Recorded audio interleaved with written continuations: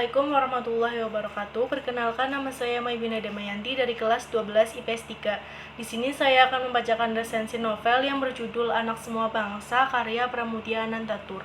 Novel ini menceritakan tentang Minke Ningrat yang adalah putra Bupati Bojonegoro.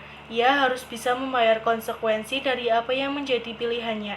Ia seharusnya bisa memperoleh pendidikan khas Eropa guna untuk meneruskan bisnis ayahnya. Berhasil menyelesaikan jenjang pendidikan di Hogerburger School adalah sebuah kebanggaan karena sekolah tersebut hanya diperuntukkan untuk orang Eropa, Belanda, serta elit pribumi. Terlebih, bahasa pengantarnya adalah dengan menggunakan bahasa Belanda, sehingga meninggikan derajat pribumi. Sebelum lulus, Minke telah memperoleh anugerah yang sangat luar biasa. Ia juga telah mampu menaklukkan hati seorang gadis putri administratur Belanda dan Nyai Jelita yang bernama Annelies Melema. Minke memberi sebutan nama Annelies sebagai bunga penutup abad.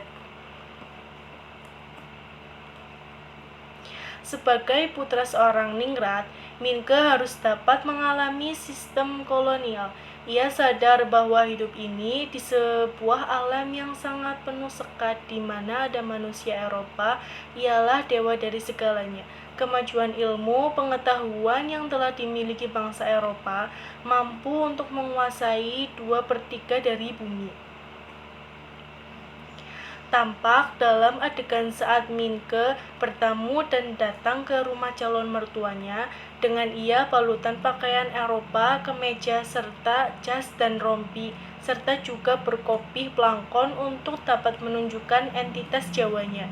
Ia menyapa dengan menggunakan bahasa Belanda dengan sangat sopan, namun semua itu justru hanya dibalas hardik. Herman Melema bahkan sampai hati membentak dengan kata-kata kasar. Minke kini menyadari bahwa keluarga silang calon mertuanya itu mempunyai banyak konsekuensi. Nyai Ontosoroh dinikahi bukan sebab cinta, melainkan hasil dari rampasan. Karena saat itu Herman tengah menjabat sebagai administratur pabrik gula yang ada di Sidoarjo. Nyai adalah sebutan untuk perempuan yang telah menjadi piaraan Tuan Belanda. Sebutan itu yang membuat derajat seorang wanita yang rendah di mata pribumi. Namun berbeda dengan seorang Nyai Ontosoroh yang mendapat pendidikan, pengetahuan, serta ia berkesempatan mengembangkan perusahaan. Nyai semakin dapat berkembang mandiri serta cerdas. Ia memiliki 2 anak yang bernama Robert Melema dan Annelies Melema yang akan menjadi istri Minke.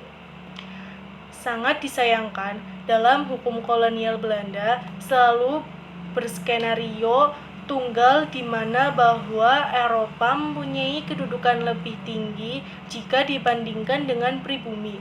Hal ini yang terjadi pada saat anak Herman yang bersama istri pertamanya di Belanda untuk menuntut warisan. Nyai dan Minke tidak dapat berkutik. Setelah kepergian sang istrinya, Minke sadar akan sesuatu hal. Ia mulai menaruh perhatian juga terhadap Jepang, satu-satunya negara yang ada di benua Asia yang mempunyai derajat sama dengan lingkungan Eropa. Pemuda Jepang banyak juga yang belajar di Eropa, kemudian mereka mempraktekkan ilmu yang telah diperoleh di negaranya. Kemudian, perhatiannya kini beralih kepada aktivis Tiongkok yang bernama Hou Sou serta yang dianggap sebagai perusak dari kemapanan bangsanya. Akibatnya, terpaksa pergi dari negaranya sebab dianggap buronan, padahal mereka niatnya baik untuk dapat meningkatkan bangsanya terhadap serangan hegemoni luar negeri. Suatu hari, Minke tengah bertemu jurnalis yang bernama Komer. Peranakan Eropa yang tersebut secara frontal mengatakan Minke tidak akan mengenal bangsanya. Pernyataan ini tidak pernah diterima Minke. Namun, saat menantang dirinya sendiri supaya mampu membaca kondisi laki-laki yang pemikul kacang tanah, ia tidak dapat mengetahui berapa penghasilannya, berapa juga jumlah panennya, dan yang lain sebagainya. Akhirnya, Minke dapat mengakui apa yang didakwakan oleh jurnalis Komer. Ia pun sangat malu.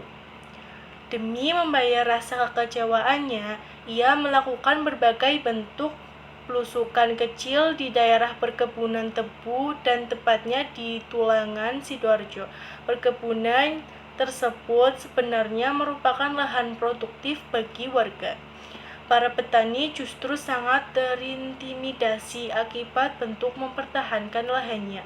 Minke kini menjadi tahu bahwa keberadaan dari pabrik gula justru membuat masyarakat sangat sengsara. Lalu ia menginap di salah satu gubuk Trunodongso atau yang merupakan rumah salah satu petani untuk mendapatkan berbagai informasi yang lebih akurat. Saat Minke melakukan perjalanan langsung ke Batavia dengan kapal Ostok, ia sempat bertemu Terhar. Orang Belanda tersebut mengatakan bahwa pada zaman modern setiap orang yang diperintah modal besar penjajahannya yang akan dilakukan bangsa Eropa sebenarnya adalah untuk dapat mencukupi kebutuhan modal. Modal bisa memunculkan kesengsaraan serta bencana. Minke diwanti-wanti, jika ada penderitaan timbul akibat ulah manusia, maka itu bukan disebut dengan bencana alam. Manusia pasti bisa melawannya.